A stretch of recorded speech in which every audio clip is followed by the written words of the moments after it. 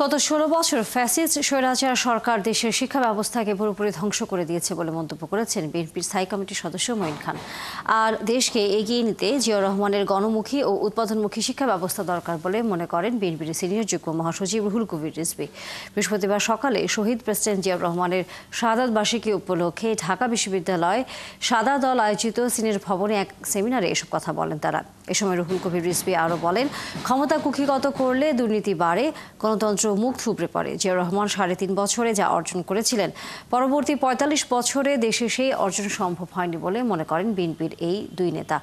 এ সময় সেমিনারে জিয়াউর রহমানের নানা দিকের ইতিহাস ও প্রেক্ষাপট তুলে ধরেন তারা।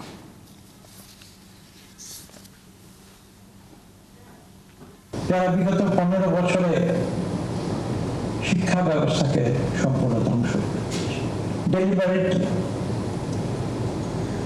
ইচ্ছে করে, আমার মাঝে মাঝে মনে হয় ইচ্ছে করে শিক্ষা ব্যবস্থাকে ধ্বংস করা হয়েছে। কেননা দেশের মানুষ যদি শিক্ষিত হয় তাহলে কিন্তু সেই অন্যায় সরকারকে তারা প্রশ্ন করবে। যে সরকার হয়তো চেয়েছিল, আমার এটাই মনে হয়, সরকার হয়তো চেয়েছিল যে বাংলাদেশের ১৮ কোটি মানুষকে যদি মূর্খ করে রাখা, তাহলে তো তারা সরকারকে প্রশ্ন করবে না। গণমুখী শিক্ষা যদি হতে হয়, উৎপাদনমুখী শিক্ষা যেটা হতে হয়, এখন যে শিক্ষা ব্যবস্থাটা চলছে এটা তো সেটি নয়। বরং জিয়াউর রহমান যেটা বলেছেন ওটি যদি আমরা উপলব্ধি করি এবং ওইভাবে যদি আমরা রাষ্ট্রীয় পলিসি আমরা নির্ধারণ করি, তাহলে সত্যিকার অর্থেই আমরা প্রোডাক্টিভ কিছু পাবো।